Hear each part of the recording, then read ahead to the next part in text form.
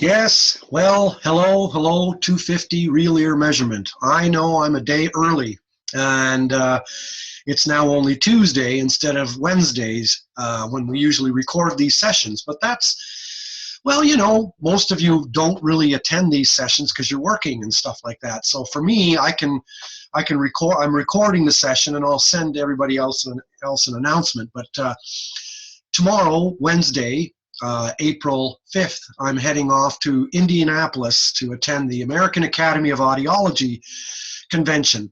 And Lynn Royer will be there as well. And so that's why I won't be able to record a Zoom session tomorrow. So I'm just going to finish off today's Real Ear, and I'm going to do that now. And probably be on here for about 45 minutes or something like that, okay? That will be this week's session. If we pull up our notes, I'm going to share screen here and show you where we'll continue kind of from where we left off last week. And if we are looking at our notes, I'll just scroll down. Newer Real Ear, speech mapping, done it, been there, got the t-shirt. And I think last week we really honed in on gain in dB versus output in dB SPL. This is a rather important thing to ingest or internalize, and especially with regard to hearing aids today using compression. And I'll stop sharing for a second, but this little section here on gain in dB versus output in dB SPL highlighted big time in the 3rd edition of my book. This is being released at AAA tomorrow and Thursday, Friday, and such. There's a whole section on real ear measurement, and at the heart of that is that discussion about gain in dB versus output in dB SPL. And the PowerPoint, that slide that went with that, we'll just scroll up here, because what we're going to do today is just sort of, I'll pull up this picture here, and you may recall seeing this from a little while ago, okay? This is showing things in output. This is showing you the way Real Ear today is using output. It's also called speech mapping. And I believe last week we said, okay, for example, to highlight the difference between output in dB SPL versus gain in dB, look at 1,000 hertz here. And the green is the target outputs. The red, blue, and black would represent what the hearing aids is actually delivering. Always remember, input plus gain is output. So let's look at this top one, the green. That's around 95. The input there was 90. 95 minus 90 is a gain of 5 dB. Look at the middle one. The output here is about 85 at 1,000 hertz. The input was 70. 85 minus 70 is a gain of 15. And look at the bottom one. The output is 75. The input was 50. 75 minus 50 is 25. Work our way down a little bit and look at gain versus output, showing you a WDRC hearing aid plotted in what it's doing in gain versus plotting what the very same hearing aid is doing in output. Very same hearing aid, just 2 different ways of plotting things. You'll see here 40 inputs, 60 inputs, 80 inputs. Here you'll see 80 inputs, 60, 40. Notice the numbers are going in the opposite direction because that's what WDRC gives. Greatest gain, this is plotted in gain now. Look at the numbers from 0 to 50. That would never be output. The numbers are way too low. They have to be gain. And if I were to label this with a unit, I would put decibels, dB. Whereas over here, these numbers are more befitting outputs. And I would label this dB SPL. Anyway, this particular hearing aid with a 40 decibel input, it's giving a gain of 20 dB in the lows and a gain of about 30 dB in the highs. Okay? Look at what it's doing in terms of output. Move over here. Which line corresponds with it? The bottom one. With a 40 dB input, I'm getting an output of 70. 70 minus 40 is 30. Well, look at this. My gain here was 30 at the top. We said here that at the low frequency, my gain with a 40 dB input, dB/SPL input, my gain was 20. Well, my output then is 60. 40 input plus a gain of 20 is an output of 60. But we need to take home is when we're plotting things in gain, the softest inputs, the gain is always the most. And as the inputs increase, the gain goes down. When you're plotting things in output, that same inverse relationship isn't visible on the graph, okay?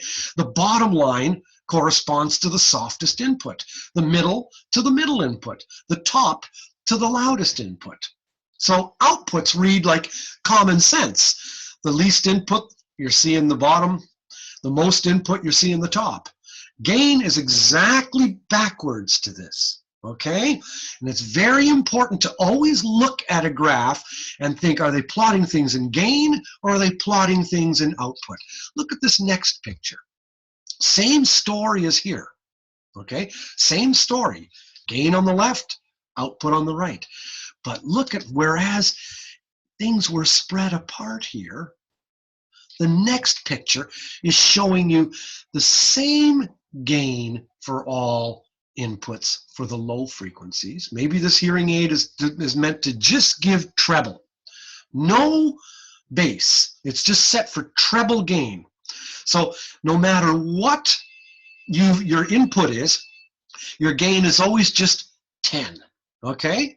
It's the treble that makes a big difference. So once again, 40 dB input, or I get lots of gain. I'm getting 40 dB of gain. 60 dB of input, I'm getting 30 dB of gain. 80 input, I'm getting 20 dB of gain. And that's at this high frequency here. If we have the same hearing aid and talk about it in a different language, in output, look what happens here. Where the lines are most similar, the lines are most different when it comes to output. But the story is true, okay? An input of 40 plus a gain of 10 is an output of 50. An input of 60 plus a gain of 10 is an output of 70. An input of 80 plus a gain of 10 for the low frequencies is an output of 90. And it's just, always let the pictures tell the story here. But it's always very important. The bottom line is always differentiate output from gain. And always remember that input plus gain is output. And on a graph, when you're reading the story in terms of gain, the most gain is applied to the softest input. So the top line always refers to the softest input. When you're talking with outputs, the softest input intuitively represents the bottom line. And the loudest input intuitively represents the top. Okay? Very important. Now, probe tube measures today and fitting methods. And we'll tie the two together. It's mostly NAL 1 or NAL 2 or DSL 5. And manufacturers also have their proprietary fitting methods. They tend to roll off the high frequencies. Our job is to discuss how come. Software almost always overestimates gain in output. In English, this means software always paints a prettier picture. Real ear usually shows the gritty underside. It's not quite as pretty as what the software predicts. Today's real ear measurement, we can visualize aided speech. It's also known as speech mapping. And it really began with DSL. DSL had this big adherence to accuracy. More so, NAL just came from a different ship. NAL always plotted things in gain. NAL got dragged into the output realm, kicking and screaming. But for DSL, they can say, I guess, Imitation is the finest form of flattery. DSL can pride itself with saying they were the first ones to plot things in terms of output, and they were the ones who really changed real ear measurement from yesterday's real ear to today's real ear. They called speech mapping the SPLogram.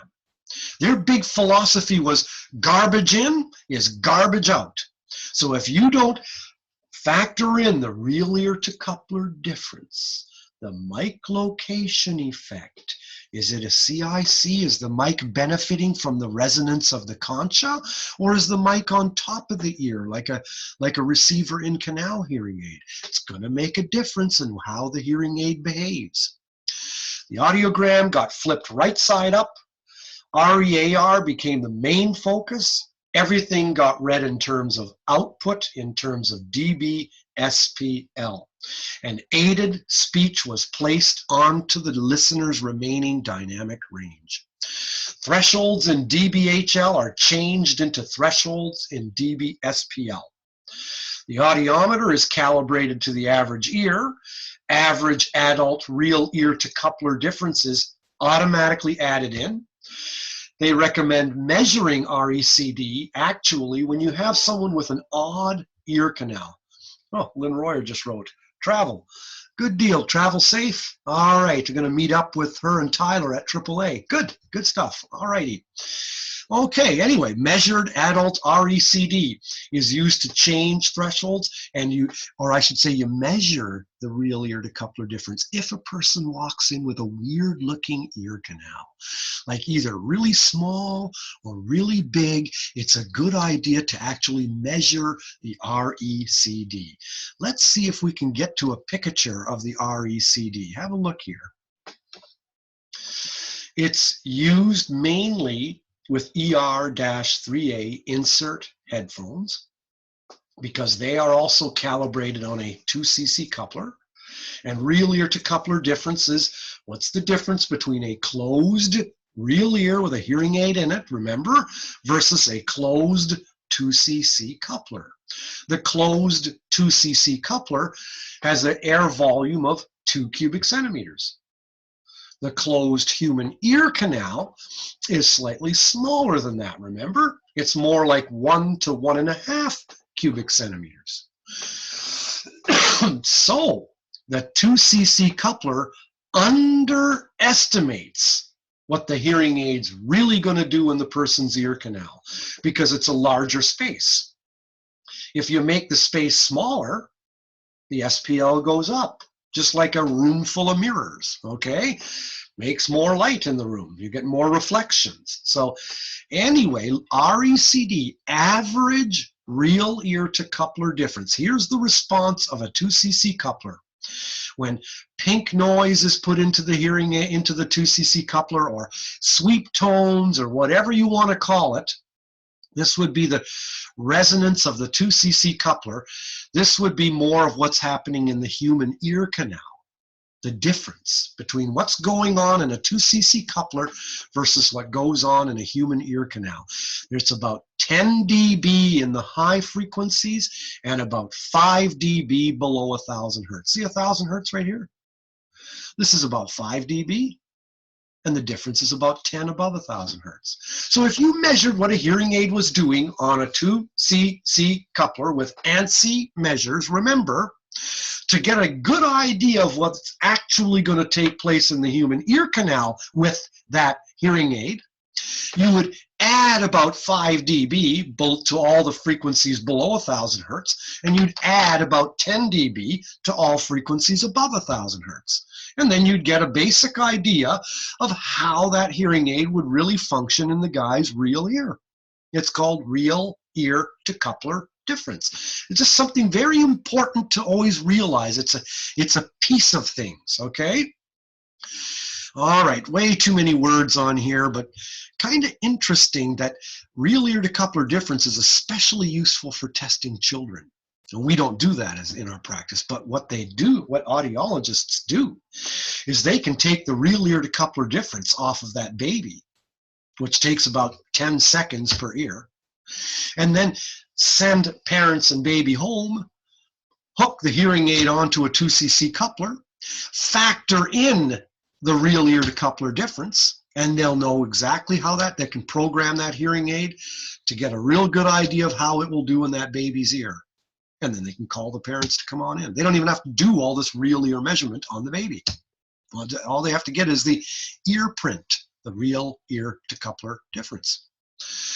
2cc coupler contains, well, you've got all these slides. So basically, you know what I'm saying. This is all just verbiage of what I talked about earlier. 2cc coupler closed, 2 cubic centimeters. 2 cubic centimeters. Okay. It's to change dBHL values with insert headphones into dBSPL values with insert headphones. It actually changes the SPLogram thresholds. So if you measured whatever you did on the audiogram, you can factor in the average RECD. That's done automatically. Okay, that's automatically done to get the thresholds that you'll see on the screen. Okay, done by the real ear equipment. You're not doing it. But if you measured the RECD and you had some different from average values, okay, then those differences would slightly alter the thresholds as well. So RECD, where does it come into play? If you've chosen the average RECD, it's going to be factored in automatically by the real ear system as it changes the thresholds you've entered into it. dBHL from the audiogram, it'll automatically factor in average RECDs to come up with, and it'll look at the bottom of the screen, minimal audible pressure. All that's added in automatically by the real ear equipment to get the client's thresholds plotted in dBSPL. You get it? So the audiometric thresholds will be taken. Minimal audible pressure at the bottom of the screen, normal hearing in dBSPL, that will be added to the thresholds you binked into the computer. Mic location effect, that will be added in. Did you choose what style of hearing aid? Did you choose CIC? Did you choose RIC? That's going to affect the mic location effect. Okay, where the mic location effect comes into play. The computer automatically factors it in, and then average RECD, if that's what you chose, that's going to be factored in.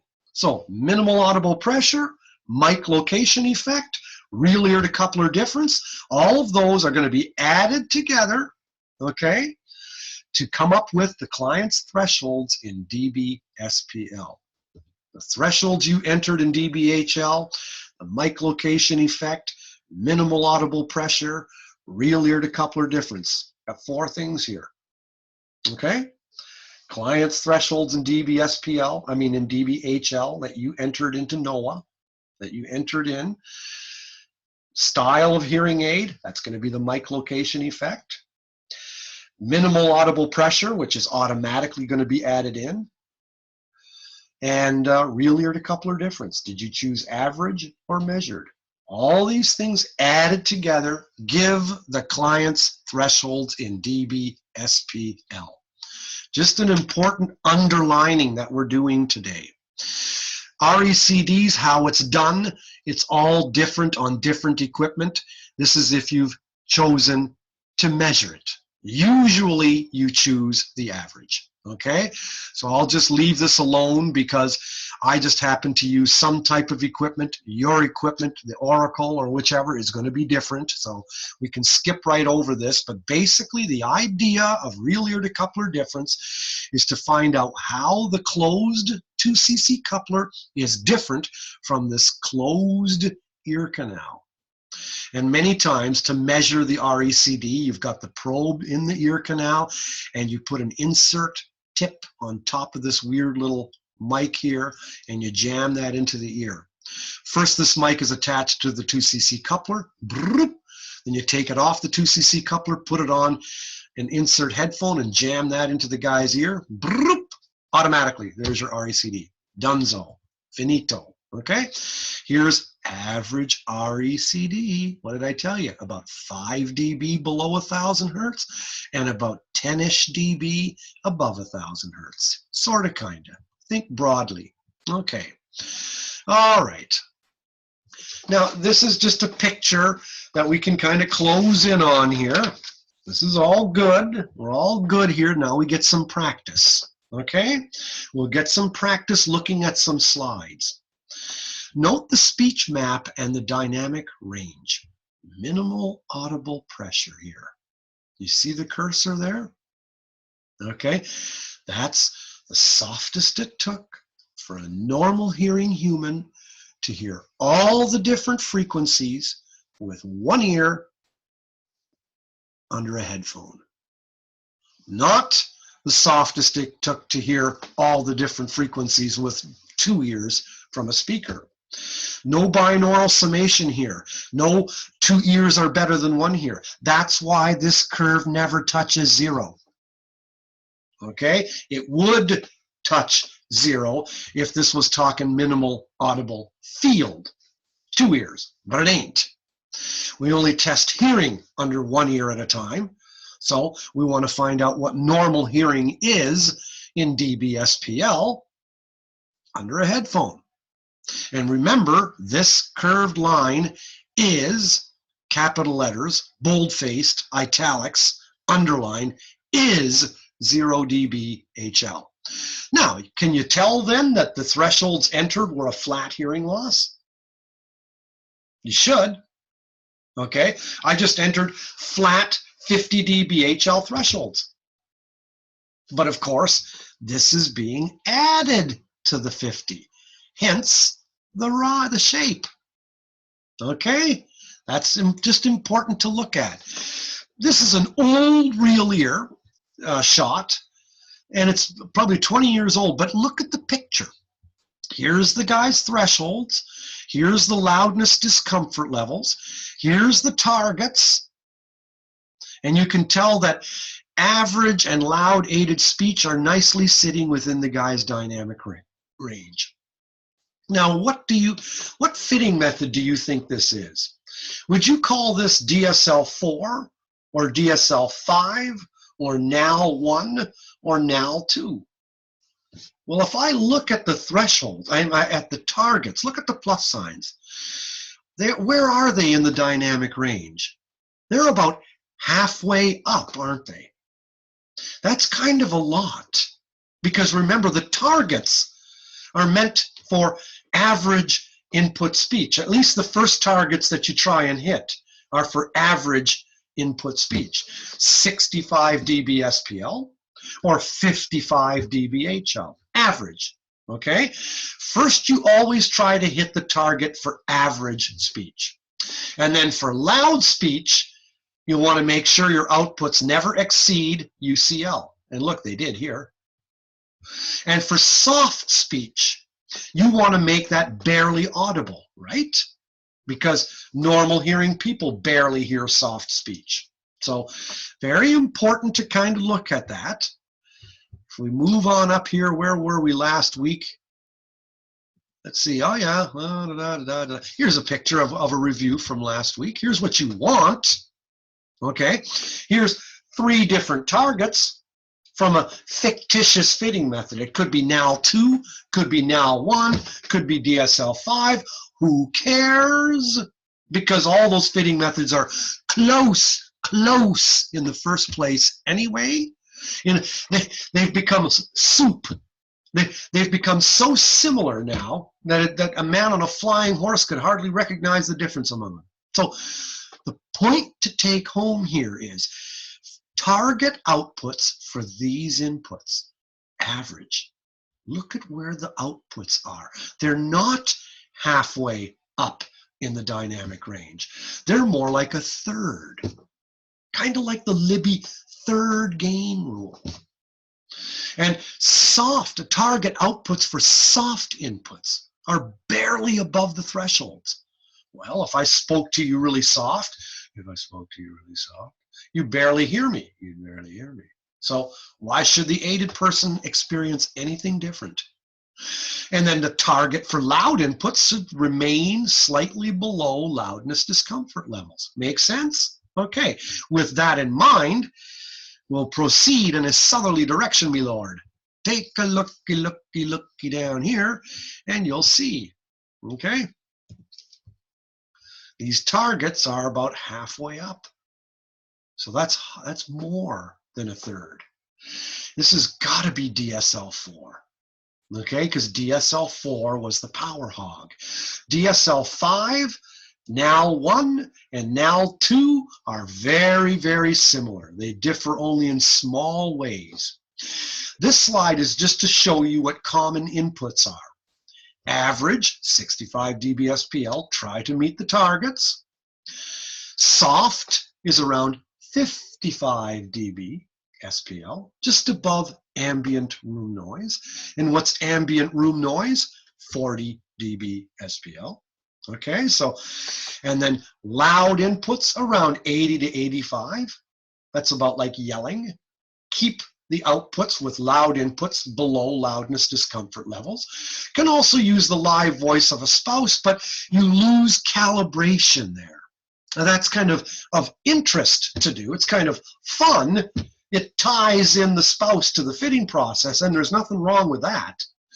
But if you're really wanting accuracy of maintaining your inputs to be the same from client to client, okay, then always use the pre-recorded stimuli that come with your real ear system. Have a looky here, speech mapping, SPLogram and dBSPL. This would be the loudest you'd ever want it. Target real ear saturation response, max in other words. Target amplified long-term average speech spectrum, LTAS. Look at how they're a third above the thresholds. Client's thresholds, normal hearing in dBSPL, minimal audible pressure. And nicely, look at how you can see this. LTAS unaided, LTAS unaided, LTAS unaided. Note again, always take home this fact. You're OTC people.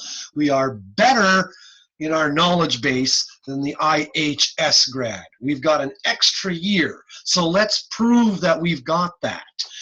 We know what LTAS means, and we know that the spectrum of speech, like pink noise, more energy in the lows, less in the highs, right?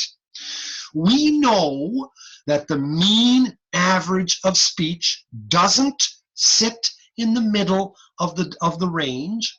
We know that the range of average speech is around 30, from softest to loudest. As I'm speaking, not all of my speech is at the same level. There's peaks and valleys in the waveform, isn't there? There's louder parts and softer parts. And the peak to valley distance is at about 30 dB. So the same thing should be seen in the spectrum. This is the spectrum. Waveform, remember, is time and amplitude. Spectrum is frequency and amplitude. So now we're taking instead of having a sound wave go wow, wow, wow, wow, wow, wow, wow, wow, we're taking a slice out of that sound wave and turning it this way so you can see the raisins in the bread. Remember that from acoustics? Hang on to that. When we do that with speech, we can see that the average is not in the center of the range. And the reason we learned that that's the case is because unlike noise, like a fan, or an air conditioner, or a waterfall, okay, unlike most noises, speech changes dramatically in time, in amplitude over time. And because of that unique feature of speech, therefore, its average is not in the center of the range.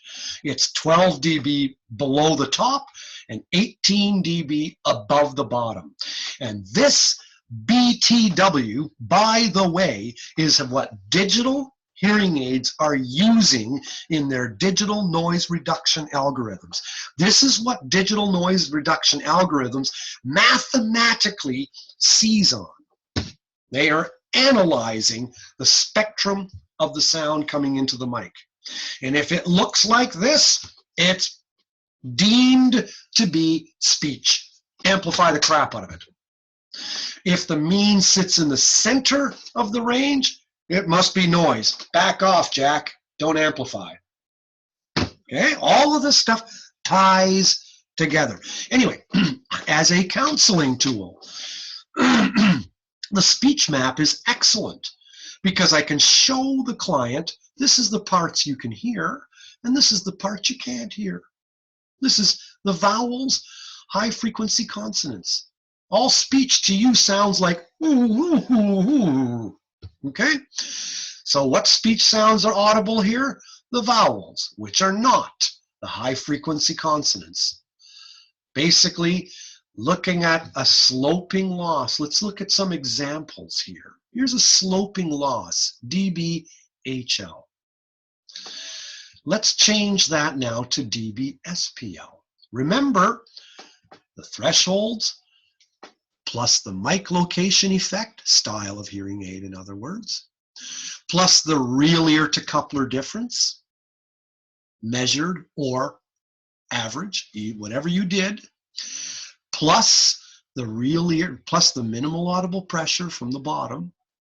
All those things are added together to change this, whoops, this into this.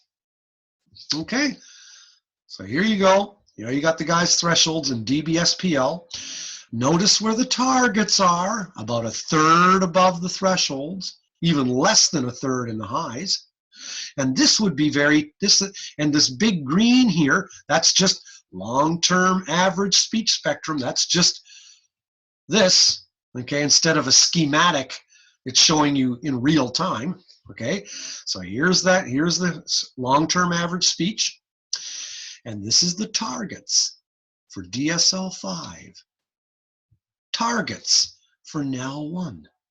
Same hearing loss. Look at the difference. Here, here. I'll take my cursor off. Here, here, here, here. Look at the targets here for NAL1. They're actually below the guy's thresholds. Remember we said that about NAL. NAL is going to say, hey, those frequencies, the hair cells are so dead over there. Back off, Jack. He's got audibility, but no effective audibility. Remember that from our discussion of NAL? So NAL doesn't really care about the worst thresholds. NAL tends to take from the poor what little they have and gives it to the rich. It takes from the dead, what they deem to be the dead hair cell regions, and give it to the dying hair cells. You can help the dying, but you can't help the dead. That's kind of the philosophy behind NAL. That's just the way NAL is, okay?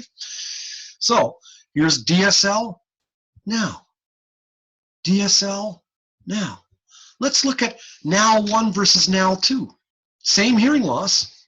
Here's NAL2. Oops. So NAL2, okay. Here's NAL2 versus DSL. So I don't know why I've got only one thing on here. I'm missing one, but we'll look at NAL1. Here's NAL1. Here's NAL2. Here's NAL1. We're missing a little thing here, one of the targets right there, but who cares? Look at what's happening here. NAL1 has that bump in the middle, remember? From your midterms, it has the little bump in the middle, n'est-ce pas? Whereas NAL2 doesn't. NAL2 usually gives a little more in the lows and highs and a little less in the mids.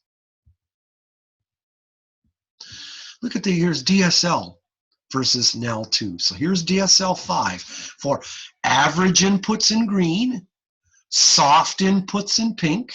Okay, so here's target outputs for average inputs, target outputs for soft inputs. So just look at them both, and now we'll go to NAL2. NAL2, DSL5, NAL2, DSL5, NAL2. Hardly any difference. There's hardly any difference. So let me ask you this. Is this a good fit for an average speech input of 65 dB/SPL? Why or why not? We have taken unaided LTAS, unaided speech, and lifted it where it belongs. Is this good or not? And those of you who said not are correct. It's too much. I'm putting it into the middle of the dynamic range. It's too much. Back off a bit, eh? How about, for what speech input might this be a good fit? So now you've lifted LTAS and it's above the guy's threshold. Is it a third? I'd say less than that. Is it a quarter? I'd say even less than that. This is probably a good fit for soft speech inputs, like 55, because you can see that the speech is barely audible. It's hugging the thresholds. The important thing, though, is to always ensure that Matthew, Mark, Luke, and John are always above the guy's thresholds. 5, 1, 2, and 4. Those are the 4 most important gospels of audibility. They really are. We always want to make sure that those are above. It's not as important if the lows below 500 and the highs above 4,000 are not squared away, because hearing aids don't amplify much above 6,000 hertz anyway. They really don't. So it's another slide. For what speech input might this be a good fit? Now forget, here's the green list. Green line is just preserved from here, okay? We've just taken away the range, but remember that mean average is still there. So there it is, that mean average. Now we're talking, and what do you think of this? Is that a halfway up? No. Is it about a third of the way up? Yeah. For which input might this be a good fit? And those of you who said for average inputs are correct. That would be a good fit. Does this look like a complete fitting? Why or why not? It looks pretty fit to me, except for this little problem area right here. But other than that, pretty darn good. PDG, not bad. I've got soft inputs squared away, average inputs squared away, and loud inputs are largely held below the listener's loudness discomfort level. Can we interpret this? Check this one out. A different system, totally, okay? Basically, here's minimal audible pressure on the bottom. Here's where you might want, here's where average speech is sitting, okay? And now we've got, this is where average, this is where you want average speech to be. Now we're amplifying, and we're getting a little bit more than what we want, okay, for this guy's thresholds, because now the target amplified speech is sitting up here. Notice that this is compressed a bit because the hearing aid's using compression, but my aided outputs are exceeding it a little bit by a little bit. Slightly different real ear system. It's a different system than this one here, okay?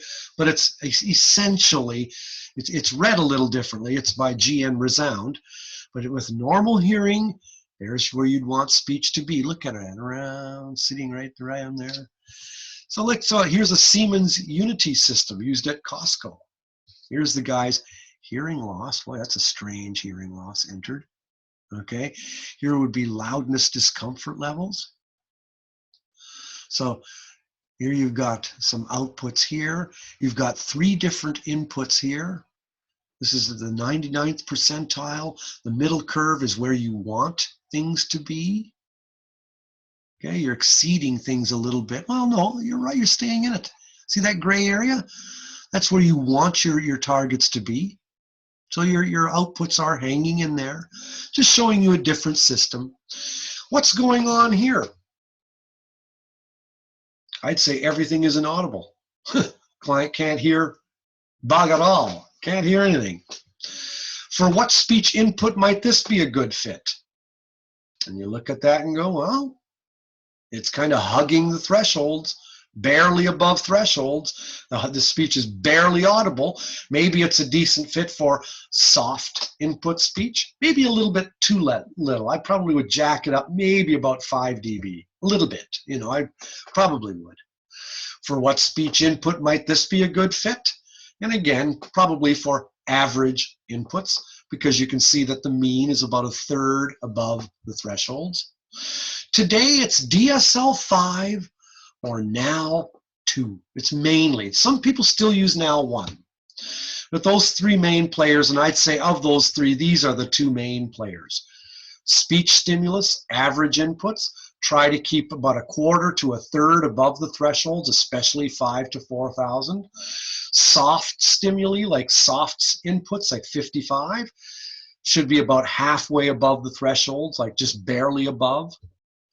Loud stimuli, make sure that the outputs are kept below loudness discomfort level asterisks. Can also use a live voice, but this is not calibrated, as we said. This takes us to the end of today, our presentation today, because it's almost like fitting methods have become islands in the setting sun. If we can ensure that our outputs are sitting like the ones we've described, and if I move way up here, and if we go to this slide here, if we can ensure that we are essentially doing this, then we have met the goal of what Sam Liebarger laid out over a half a century ago. He used, remember, functional gain, and he aided the thresholds by half. And he did that. Why? Because he knew then that if he aided the thresholds by half, input of average speech plus half gain is going to equal an output that sits nicely in the client's dynamic range. But he didn't have real ear. He couldn't see this. They didn't have it. So they needed fitting methods badly, because that's the only way that they could indirectly show. And I mean indirectly, because you couldn't see it. You just knew that if you had a hearing loss of 50, you couldn't add 50 to average speech, because average speech is like 50 to 60 dBHL. You add 50 to that, and you are going to be, look at this Liberal Party of Canada. Anyway, you add 50 dB of gain to an input of 55 dBHL speech, because average speech in dBHL is around 50 to 60. Your sum total is going to be 100 plus. It's too much. So he knew you had to use half gain. Today, we can see it. And that's why I say he would have given his eye teeth to be able to visualize what we can visualize, because that's the end that he was trying to achieve. And that brings us full circle, doesn't it? It really brings us all the way to where we began. We began with fitting methods and the necessity of them, with half gain and functional gain measured in a sound field. First you're measuring under headphones, write down those thresholds. Now take the headphones off, put the hearing aid in the guy's ear, measure responses in a sound field, 1 yard away from a speaker. Okay, what's the difference between aided and unaided thresholds? Hopefully it's about half the hearing loss. Good, because then I know that my aided speech will sit nicely in the listener's dynamic range. Today we can see it. So today, yes, we still use fitting methods, but today the fitting methods have become more and more similar to each other. And basically, they're all trying to achieve this. This is essentially, when you paint with broad strokes, this is essentially what they're driving at, what they want to do. So, there's the story of real ear measurement and fitting methods, all tied up in a little bow. Next week, we'll cover some other topics. We'll cover the topic of what's the difference between what the fitting software predicts versus what you actually get with real ear. A different topic, a different PowerPoint, different notes. We will see you later on. I'm going to stop sharing the screen and sign off with my usual live long and prosper. We'll see you when we look at you. Ciao for now. I'll stop recording and get my ugly mug off of from polluting your screens. Cheers.